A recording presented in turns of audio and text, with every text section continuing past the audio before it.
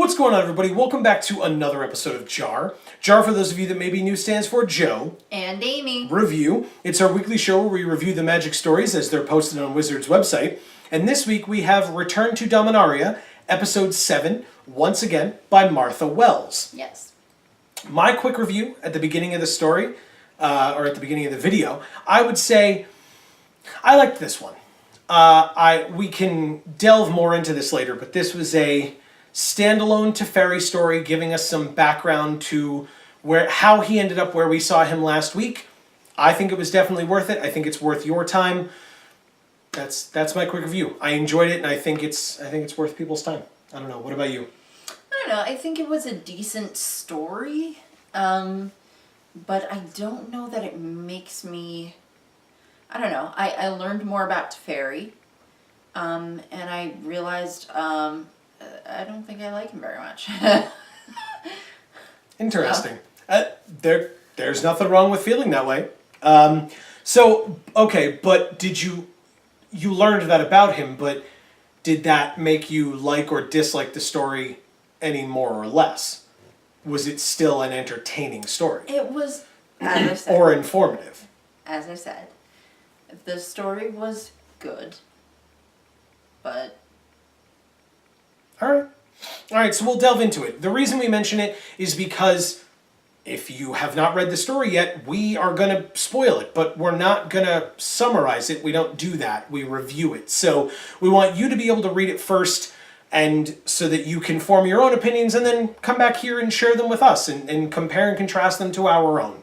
Yes. In fact, what we're going to be trying to do from now on, if some editor can remember to put it in, we're going to try to have the link to the story in the description box below so that, you know, if you for some reason don't know where to find the stories or you don't really feel like going and searching for it, if you're watching these back later on, we'll try to put the link in the description, so check down below for that.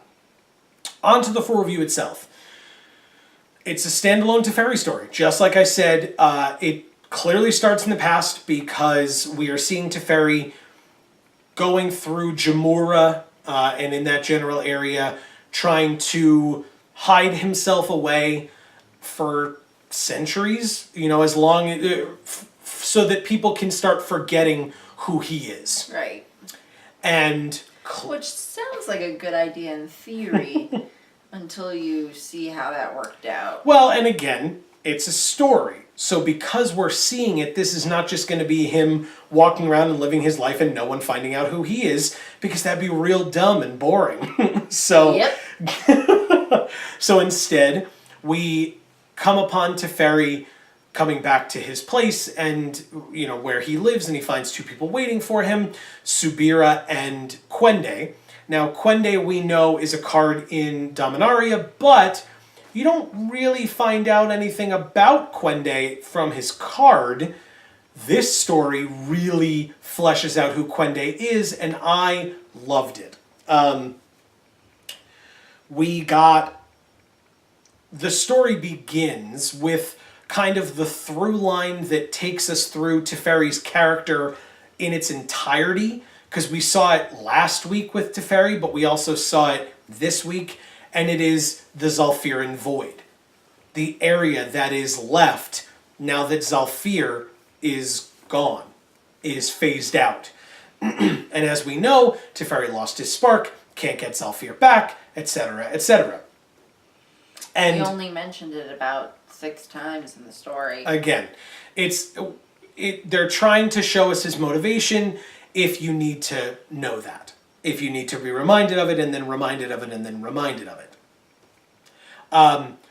But I liked the fact that you got to see the Zhalfirin Void art, because that's a very powerful image. That's a super sad image. And I love it for that. I mean, it does exactly what it's supposed to do. And as the precursor to the entire story, it gives you that flashlight, right? That spotlight on, this is what we're focused on. This is a really sad thing. It happened. You need to be aware of it. And be aware that that's why Teferi is doing literally anything that he does. Except when his curiosity gets piqued by meeting with Subira and Quende, and he talks to them. There was someone who died. It looked like the work of a time mage, as we all know. Yeah, because I don't agree with that point at all. Okay. Go ahead, please. I think that everything Teferi does is pretty self-serving. I was gonna... okay.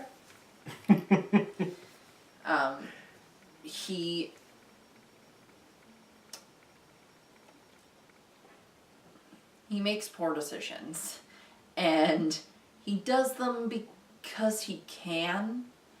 He's like, oh, instead of, figuring out a halfway decent way to fight off the Phyrexians, I'm just gonna phase this whole country out of space and time, creating a time rift that will then create other time rifts and screw up the entirety of everything ever. And he even himself says, and this is why, we bring it up, Teferi himself mentioned at one point to himself internally that he felt like his feelings on Zhalfir or his feelings about Zhalfir were somewhat self-serving. And what was your response to that? I said everything he does is self-serving. So, for Amy's opinion of Teferi, which is not to say that I think that she's necessarily wrong, as always, we are both curious to hear what you guys have to think as well about your thoughts on his character, but it's an interesting point to bring up that, is that truly what it is? Is it just that he is that person? And does that mean that because of what happened with Zhalfir and the big piece of humble pie that he's been eating because of it, does that mean that he is changing now? Right? Is he learning to be a better person? And to talk spoilers, hopefully at this point, because we're far enough along, you've seen the entire set. If you haven't, I apologize. There will be some spoiler discussion of cards in the set because it's been... Technically, it doesn't release until the day after this video comes out, but still, the pre-release has happened, the full spoiler is up. But there is the Oath of Teferi card in the set. And with the Oath of Teferi, Teferi is now, at least somewhat, a member of the Gatewatch. That's what that means. And as a member of the Gatewatch, I always hope, to see character development for a character. And so I'm going to keep my eye out for that. And so with Zhalfir, obviously we know he's going to get his spark back. He is a Planeswalker card in this set, despite the fact that currently in story, he does not have his spark, although we know where it is after last week. He's going to get it back. And when he gets it back, he's going to have the power to bring Zhalfir back. Maybe. Because again, when he got rid of it originally, he had pre-mending power. Now he will have post-mending power. What does that mean? Will he be able to bring it back? If he does have that power, will he still choose to? And will it be successful? And what will that do to him as a character? And I'm looking forward to seeing all of those through lines and those threads. I'm not. What? Because I know what's going to happen. He is still him. I haven't seen character development. What I've seen is he's a meddler. He meddles. He messes things up with his meddling. And I understand wanting to fix your mistakes. I totally get that. But all that's going to happen is he's going to meddle more, and it's going to screw something else up. Interesting. Okay. Because he keeps on doing that. Mm-hmm. Every time he fixes something, it just makes things worse. Fair enough.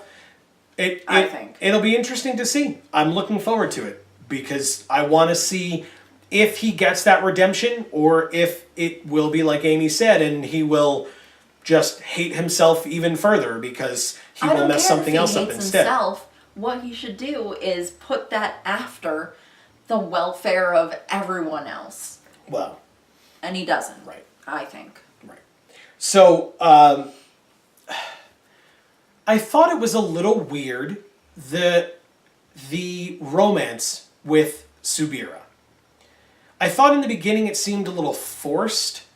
Like we were just being told that Teferi clearly thought of her as she's attractive, I like her, she's pretty, she has a nice personality, but we never saw any interactions between the two of them that led to that. I mean, there was one point, and yeah, because it wasn't romance, it was lust.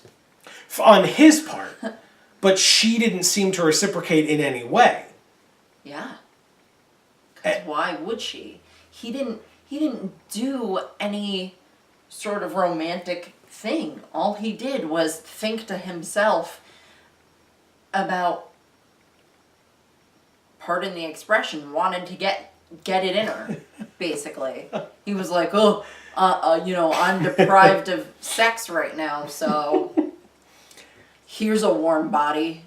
It's definitely a possibility. I don't know. I mean, I think the idea for Teferi was that she was the first person who knew who he was, who he felt comfortable enough discussing it with or just telling her, and once she found out, she didn't judge and or hate him for it. Yeah, but he was exhibiting those feelings and thoughts before he found that out. Correct. So that's when I would argue then maybe that's when it changed from lust to feelings of an actual partner whom he could be with for more than just, oh, you're nice, you want to go this way for a little while and then maybe I'll never see you again? I don't think we saw that turning point. Okay. I don't think it got that far. I think it would be like when she defended him against Quende. Because then it showed that she cared. I mean, there's but her showing that she cares is different from him saying, okay, I have feelings for this person because they care about me. That's different from what happened here. What happened here was he lusted after this woman, and then she fed his ego. That's all I saw. Okay. I didn't see the turning point where he actually started caring about her. Realistically speaking. Maybe with the sandstorm? Stopping the sandstorm? Again, he's a meddler. I think he just likes throwing his weight around. Okay. I mean, I guess you could argue in terms of self-serving that he stopped the sandstorm to save his own life because it would have ripped him apart as well. But I don't know. I think there were a number of things that they did for one another that showed at least that they cared about each other. Not necessarily that they wanted a relationship, but that they cared. I mean, she stopped Quende. She told Teferi to run when she heard the magistrates were coming, and especially because he had just saved her people from the sandstorm. Yeah, but see, all of these things are things that a good person would do in that kind of a situation. Being Subira here. Yeah, okay. I don't see, Teferi stopping the sandstorm or Subira trying to save his life. Like, those are just things that a good Samaritan would do. Yeah, I mean, I guess especially because she knew that he didn't do the things that he was about to be accused of, aka even killing. If he did, I mean, many people would argue he doesn't deserve to die for it. Well, for the sandstorm, yes. For killing Maquette, no. They were accusing him of both things. The magistrates were going to come and accuse him of both. I don't know what the politics of this area are enough to say whether they would not have put him to death for seemingly murdering an innocent man. So, no, I don't necessarily agree only because of the killing thing. Okay. Right? For the sandstorm, yes, a different story, right? He set a sandstorm on them and then stopped it. So, no, I mean, he's dangerous and they'd put him in jail, but, they want to put him in jail, but for killing someone, maybe a different story. Maybe they'd put him to death. I don't know what the Well, I'm not corporal talking- punishment is in this area. I'm not talking about punishments. I'm talking about she's sitting there going, oh, the guy who's trying to kill you is the one who set up this whole thing. You know, she knew that even if he wasn't actually going to die, that someone was attempting to frame him and or kill him. Okay. And right, and they eventually figured that out, who it was specifically, and that's when she stopped Quende from doing that. There's no reason to assume there's any romantic entanglement based on information that's just that. To me, you know, I would do that for, you know, some random person. That's fair. You know. That's fair. You know. Please, this is a question I've had for a little while, because I don't want to say the wrong thing because it's not fair, but as to my knowledge, the only Vorthos couple that both discuss Vorthos related things in a public space like this, I guess it makes sense that we're discussing the romance stuff, right? So let me know if there are any Vorthos couples, because I'm curious to learn about them and follow their stuff, because, hey, but otherwise, hey, you know, Vorthos couple, yay. But talking about Subira and stopping Quende, I wrote this down because I found it really weird. The motivations on some things, I question them. And Subira, when she stopped Quende, when it looked like Quende was fighting off Teferi's like last-ditch effort, slow time magic, and Quende was about to kill Teferi, Subira stops him with her whip, right? She whips around Subira's arm and holds him back, and she yells, "Stop trying to kill Teferi. He didn't kill Maquette. He didn't bring the storm. You did those things." And it's like, so then why would that make him be convinced to stop? Why is that the rationale? He clearly isn't doing this to say, you killed that guy and you brought the storm, so I have to kill you now. No, all illusions of that are gone now because Quende literally admitted to it. Teferi confronted him with it, he admitted it, and now he's just gonna kill Teferi. We'll talk about why in a second, because that's a big point, but, and I'm not glossing over it, but the rationale made no sense on Subira's part. She's like, stop doing it, he's not the person. Yeah, Quende knows he's the one who framed him. So why would you pleading that way make him want to stop doing it? That made no sense to me. That was the effort that was made to show us that there was some kind of a romance between them, because she could then say, kind of like justify the wrongs that Teferi has done by highlighting the wrongs that he had done. See, and the only thing that I thought of for... Like, you're the bad guy, not him, kind of a thing. Even though that doesn't make basically any sense. The only thing that like, I had... the fact that he just did something wrong doesn't make this other guy a good guy. Right. The only thing that I had thought of in terms of why she might have done it or might have said it that way was if the magistrates were around. If the magistrates were coming to try to take Teferi, and she is if whipping they were, like, this within guy, earshot, yes, you know. yes, and now she's yelling, "No, these crimes weren't committed by Teferi. He's a good guy. You did it." Right. But I know Quende is the one who started this. right. But from the time that Did you hear me? But from the time that she told Teferi to run away, at least as far as I know, we didn't hear about the magistrates ever again. Yeah. So I don't think they ever showed up. Well, either that, I mean, whatever. Like, they showed up after that point. She shoved him into the cart, and the two of them drove away, or rode away. Mm-hmm. So the magistrates didn't matter at that point. So it was such a weird piece of dialogue that it felt like was kind of forced, right? Like, it felt like it was trying to be a line of, like, I'm going to say something cool while I try to stop you because it seemed like you were going to kill Teferi, even though this is blatantly in the past and he's alive in the present, so there's really no threat there. Other thing I can think of was that it was a way to help the audience be less confused about all of the back and forth that was happening. So, like, if it was difficult for the audience to follow the sequence of events and realize, yes, Teferi was in fact being framed by, Quente? Quende, yeah.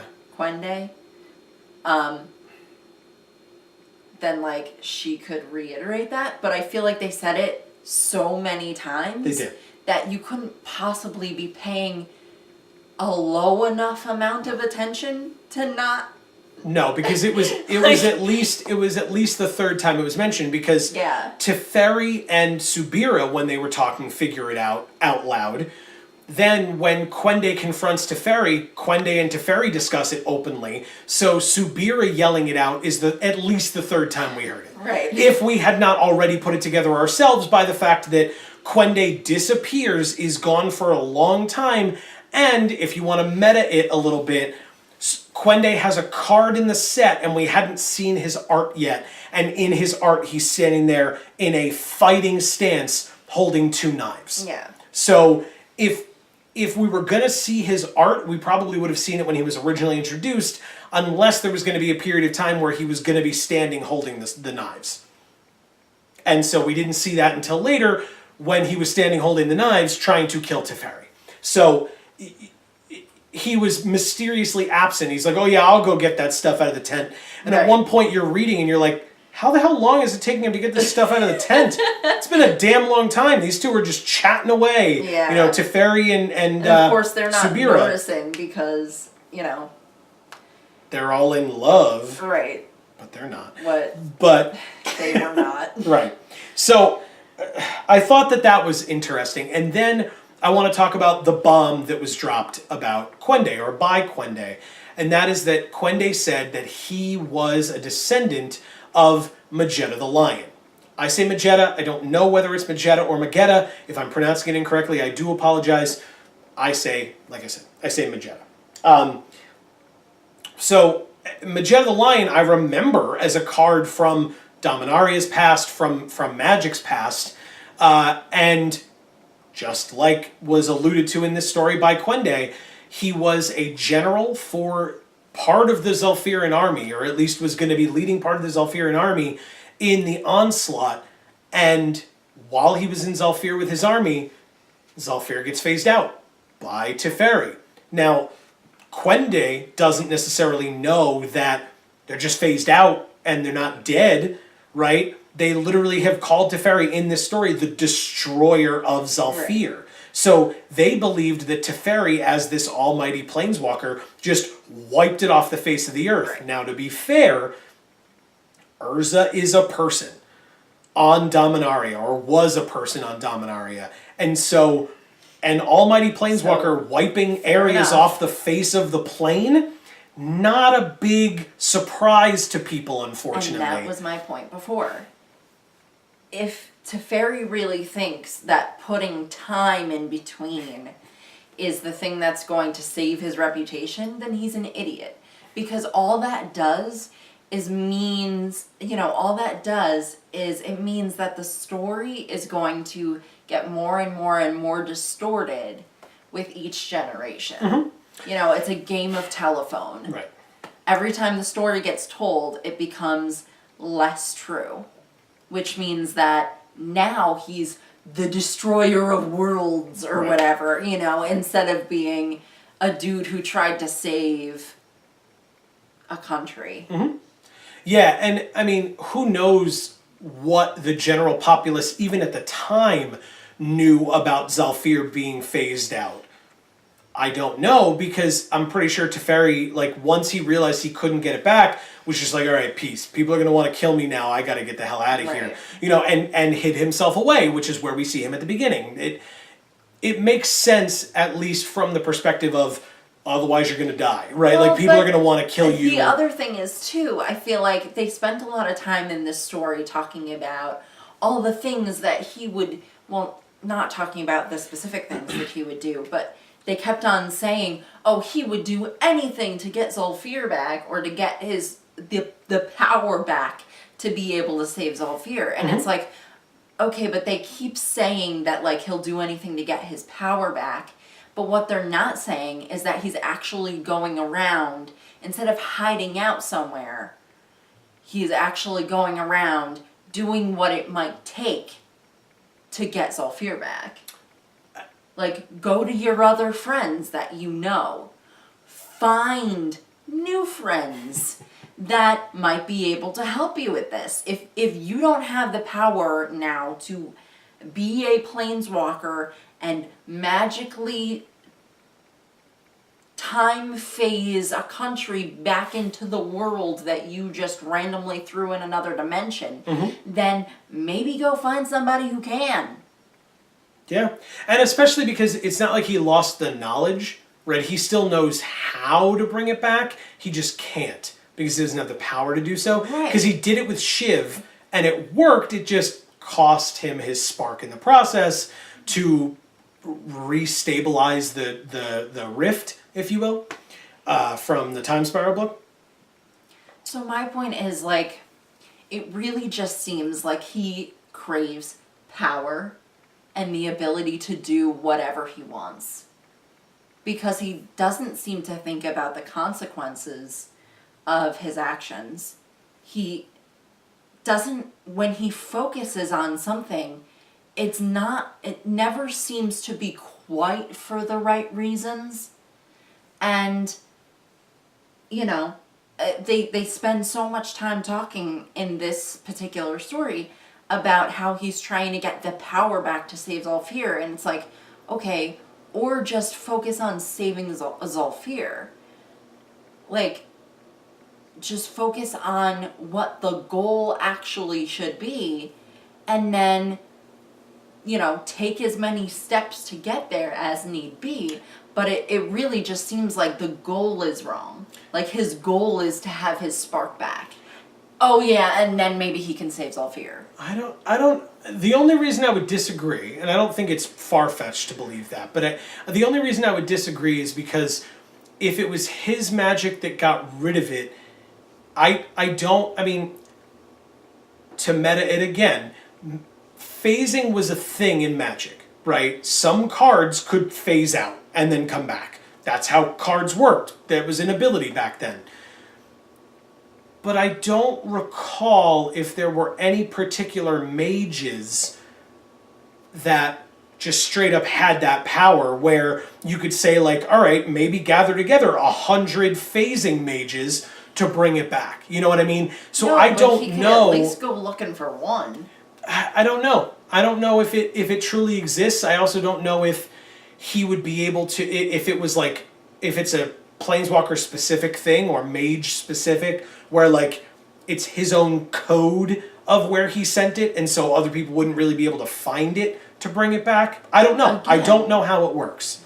I don't know how the magic works. I don't know how it works in story, right? That's an important point, is that I don't know how phasing magic works in the story, if there are multiple people who are experts in it, if Teferi's truly the only one that can do it. And that's fine, but the only way he's going to find out if he truly cannot bring it back no matter what is if he tries to actually find some people to help him. Except that literally the whole point of that Time Spiral book was him trying to learn how to bring Shiv back properly so that he didn't fully destabilize Dominaria with another rift or a more powerful rift.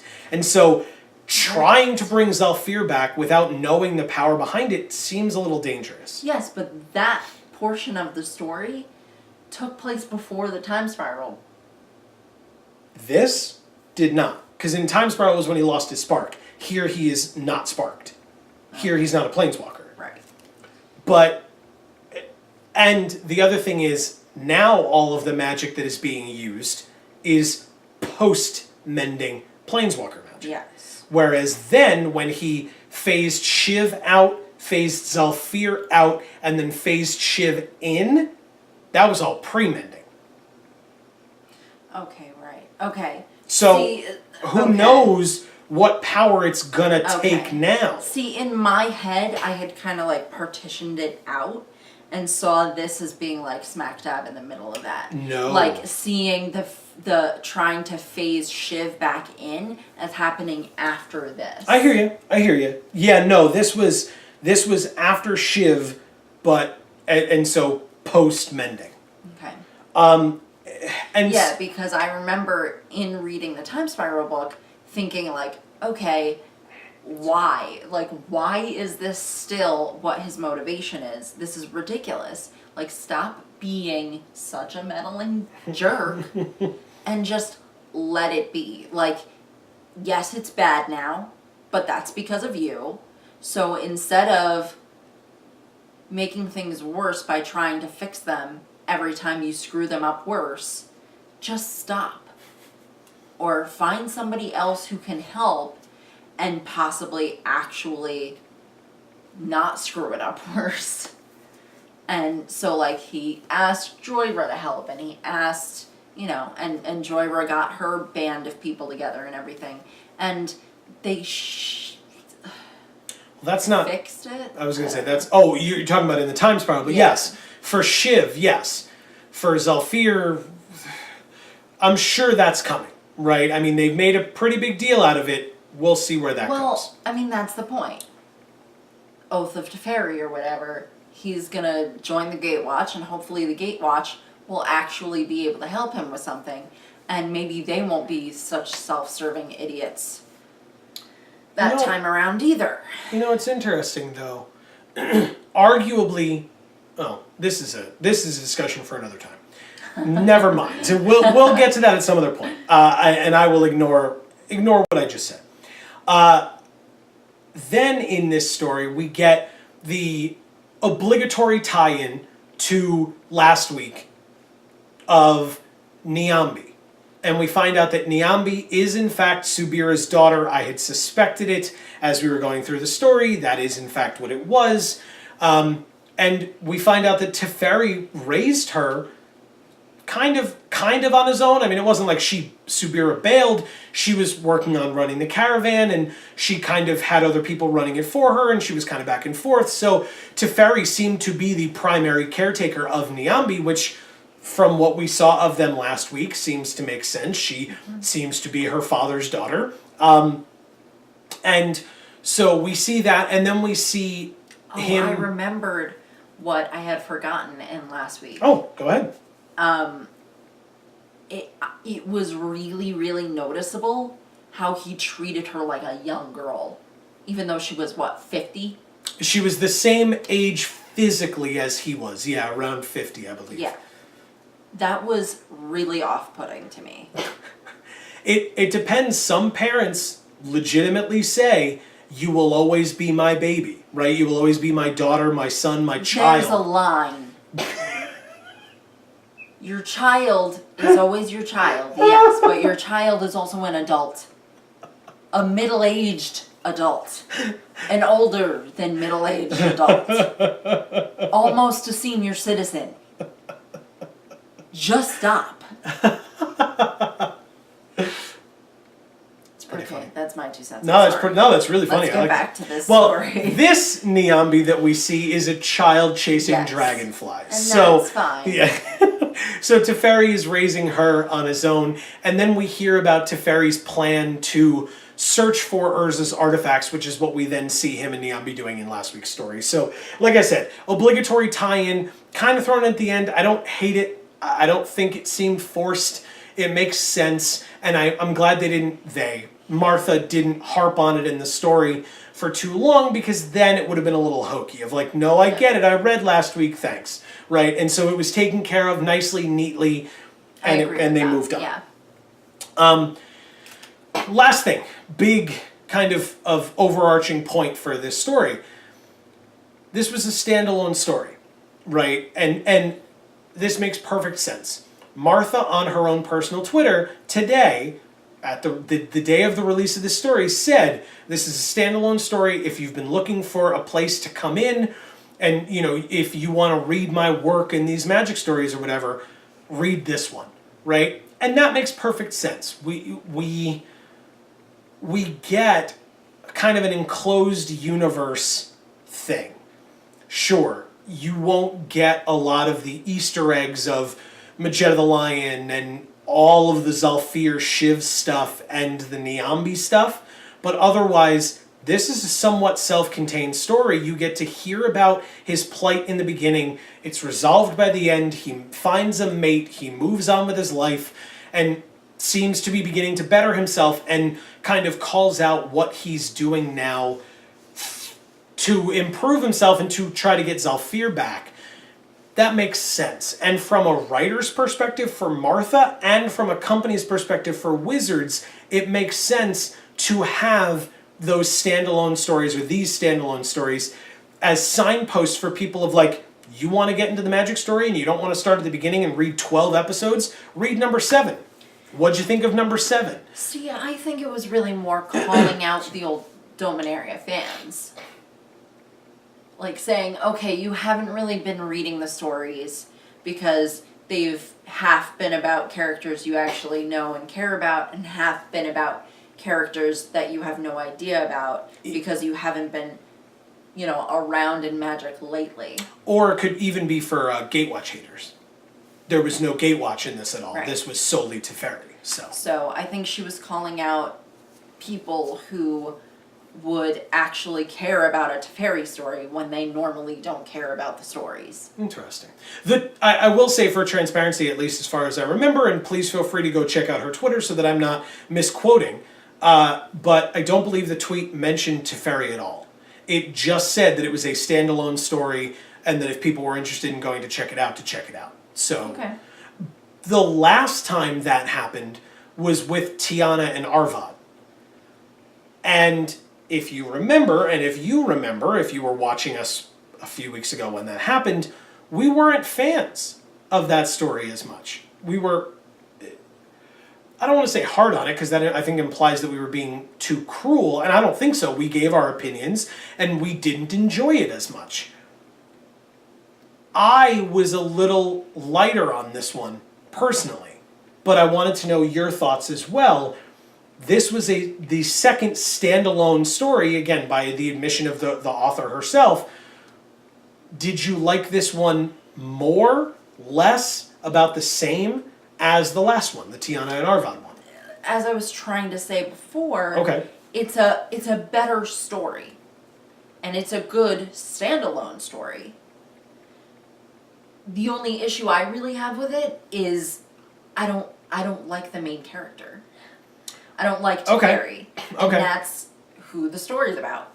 So Okay. that's the only reason why I don't care for the story. That shouldn't affect my ability to objectively say that it's a good story and a good standalone story if you're comparing it to the other standalone story or comparing it to the whole of the stories. Okay, so would it be, if we're talking about that reaction from you, do you think that you should be made to like Teferi, or do you think that that's just his character, it doesn't really mesh with you, and that's just how it's going to be? That depends.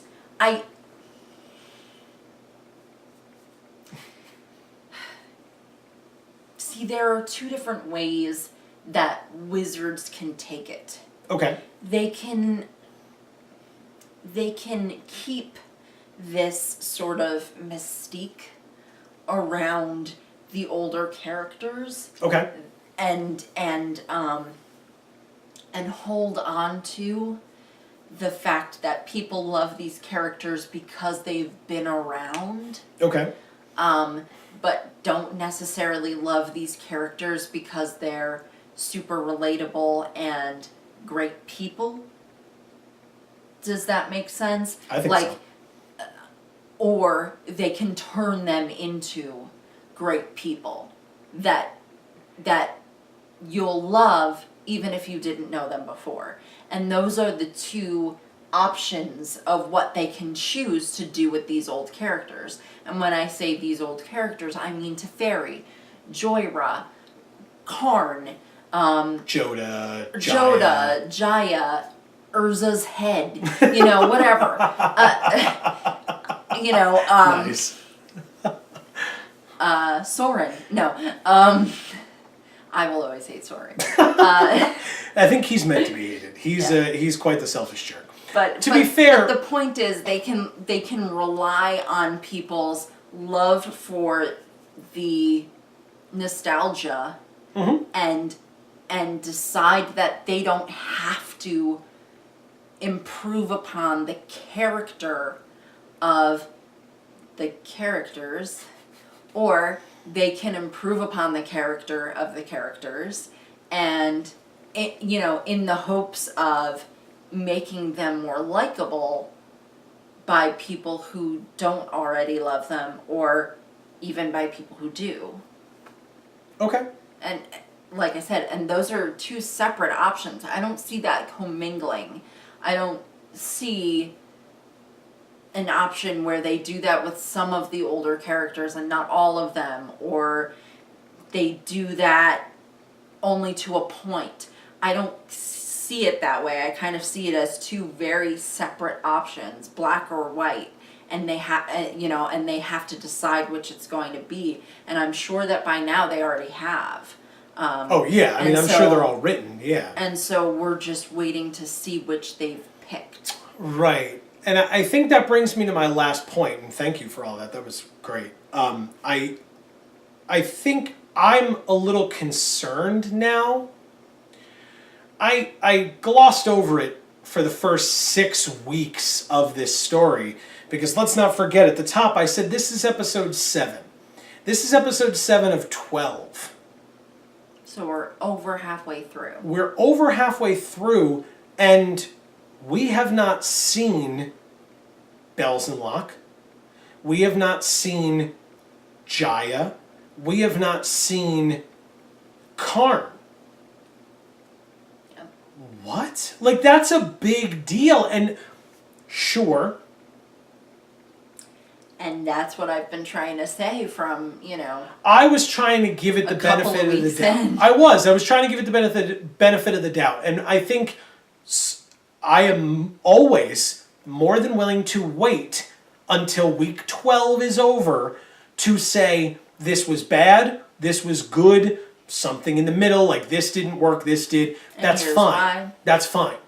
But we now have 5 stories left. We're 7 in, there's 5 left, and there are major characters that people desperately want to see. And I'm not talking about the Yargles and the Squeeze and the Slimefoots of the world, although people do love them, and I get it, and it would be cool to see their stuff, but I'm talking about Karn.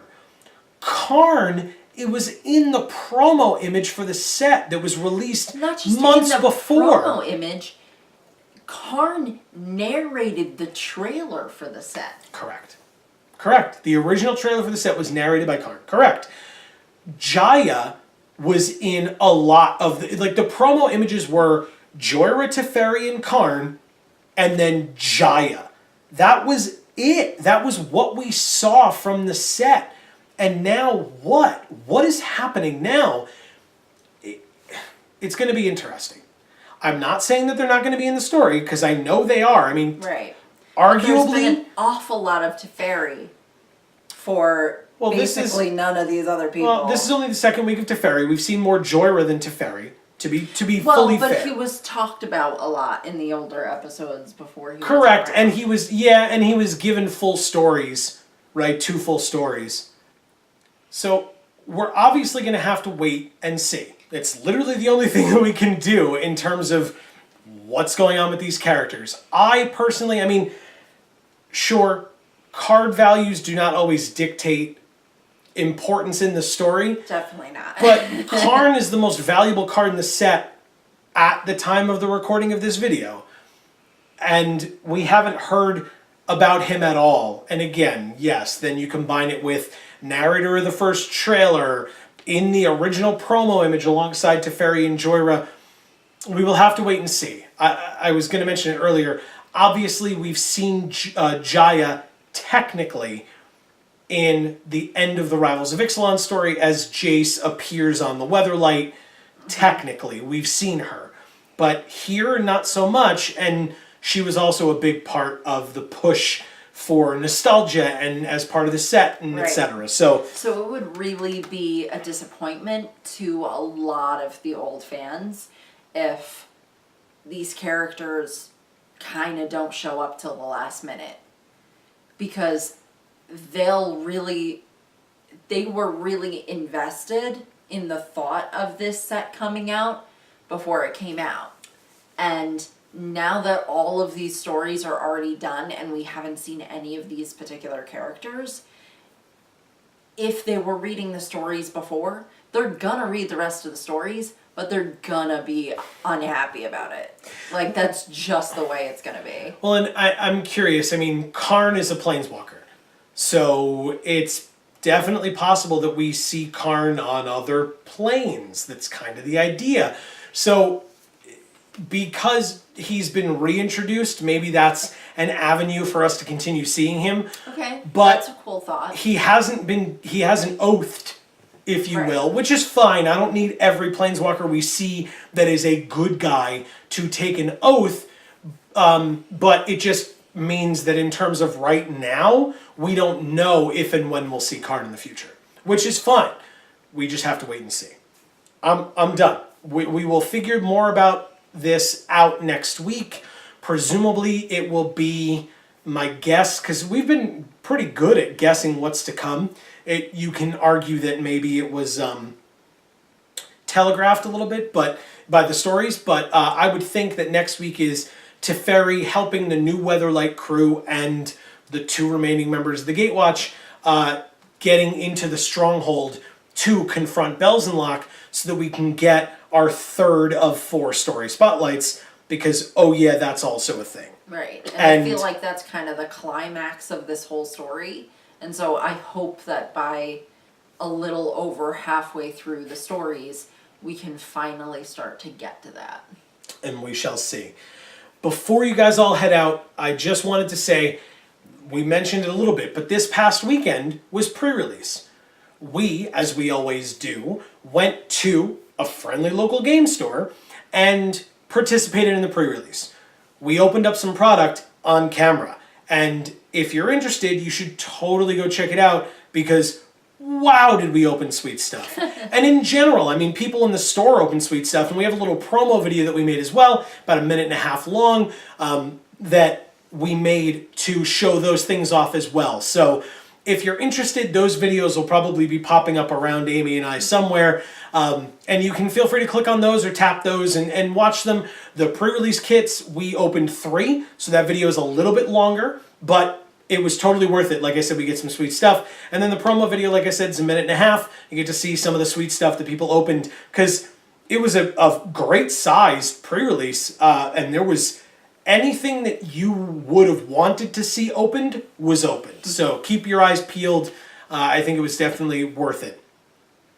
This has been another episode of JaAR here on Geek for All that you can subscribe to by clicking that button up there on that Thopter when it appears on the screen. It helps us out a lot, and if you care enough about all of this and what we're doing, you'll get to find out when all of our videos come out, which would be nice. Yeah. Stay tuned for this Monday when we have the first part of our booster box opening coming out for Dominaria. So we get to see what cool stuff we get even further. But like I said, thank you guys so much for watching. We sat here this whole time discussing romance and hate and love and Teferi, showing off our Hashtag Forthos Pride. 5 more to go. That's not a countdown. I'm not like, oh, I can't wait. I want to know what's happening still. This has been another episode of JaAR. Like I said, I have been Joe. And I'm Amy. And as we always say, guys, in whichever video of ours you watch next, we will see you all next time. Thanks, everybody.